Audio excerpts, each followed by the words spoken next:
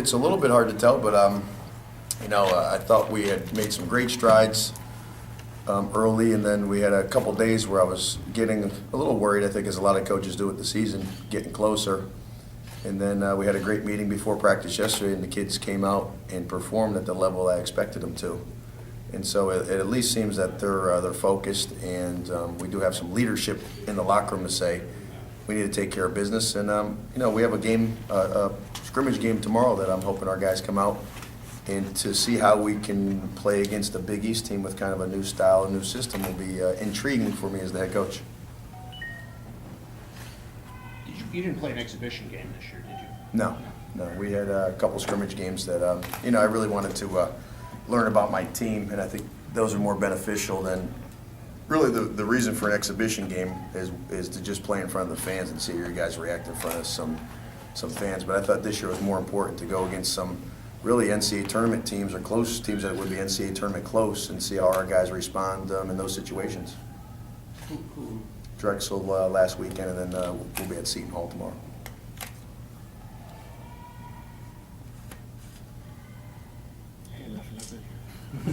I know, I was just looking at you. See if Do you have an idea in your mind on a playing rotation? And if you do, would you be willing to share some of that? I'll share with you, Ron, whatever I can at this point. Okay.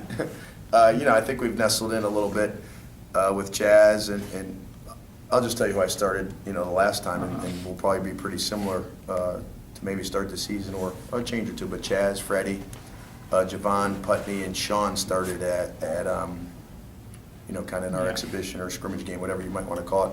Sean tweaked his hamstring yesterday at the end of practice, so he probably will not practice today.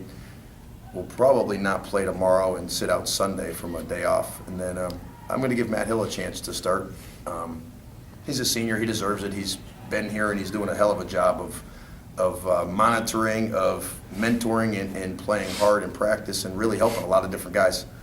But I'm going to send special accolades out to, I think, Terrell Vinson and Sean Carter have been phenomenal in practice. Like their attitudes, their ability to push through fatigue, and really just buying into whatever I need as the coach has been as good as I've seen out of those guys. Some of starting Matt Hill keeping Caddy hungry?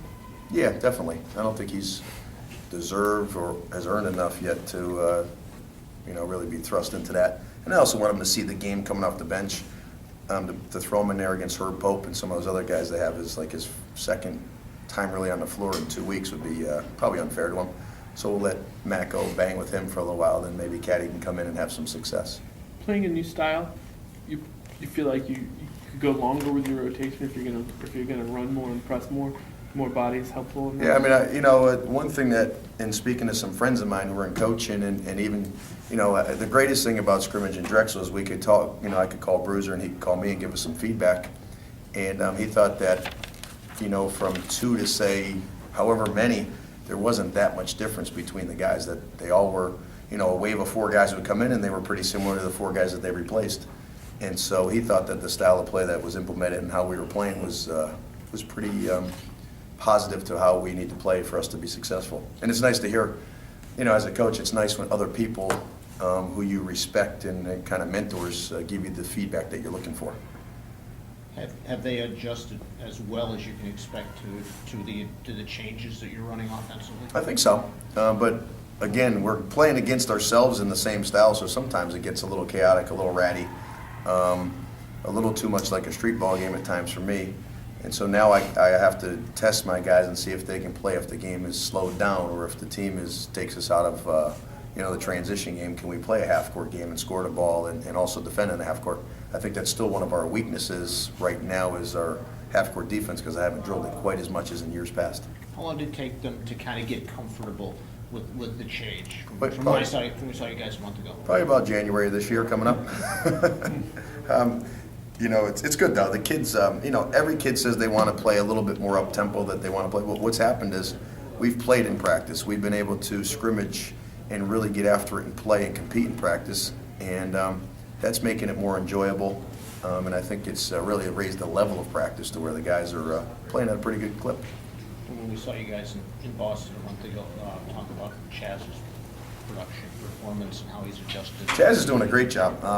He's kind of the heart and soul of the team. If you can get your point guard to be the guy who brings energy, who pushes the guy in practice, I think that's when you really have something. And he's doing a good job. And I think he still has a lot more in him.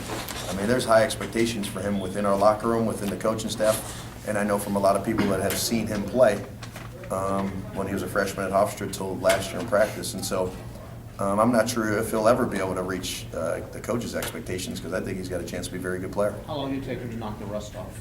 How long into practice before the rust really got off and you just rolling? It's not off yet.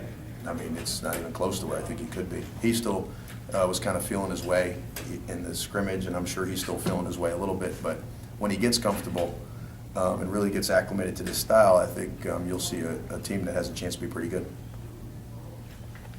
All the guys you mentioned that are kind of starting at the moment are all returners. Yeah. How much are you counting on all the guys that aren't starting for the most part? Well, we're gonna. When I'm playing 9 and 10 guys, I think it's as a collective group, how much can each guy give while they're on the floor? You know, and the team's finally taken on the mantra and the motto that we will give up a little bit of ourselves for the team. I will go harder when I'm in there, and if it means I have to play a little bit less, I'm willing to do that for my brotherhood, for the other guys, the family members on our team. And I'm hoping that that's what people that come in and watch us practice, that people that watch us play see, is a group of guys that are willing to give up a little bit of themselves. So it's really a more of a group effort than it'll ever have been. When you're bringing new guys in off the bench, first year players, is it important to have enough experience out there to counterbalance? I think so. And you have to make sure that you have enough guys that can, handle the ball. I don't want to put an inexperienced young group out there without maybe Chaz as the point guard. And then if Jesse's in there at the point, I might want to make sure I put an experienced ball handler on the wing spot to give him a little help if he needs it. So there will be some coaching kind of decisions being made as we go. Is that Javon, or is there somebody else that you consider an experienced ball handler? I guess you might say Javon. I also want to see Jesse and Freddie play together some, because it gives you two weapons on the perimeter that can really shoot the ball.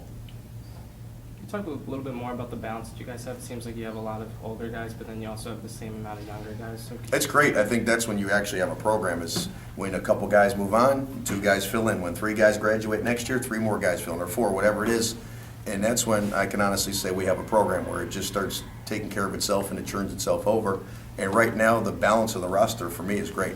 And we have some young kids who I think are going to be super players at some point down the line. We have some older kids that are, I should say, nestling into the university, to the area, to the basketball program, and have really, I think, are starting to mature to the players that we thought they were when they were recruited here. And you got a bunch of kids that seem happy with the situation. And I think that's as much as anything. Attitude, happiness, how your energy every day. Are you an energy giver or a taker? Are you going to come and bring energy in everything you do? And the team is getting to the point where I feel pretty good about the guys, both on and off the court, how they are in the classroom, on the campus, in the community, but also on the basketball floor, that they're bringing it in practice and competing every day.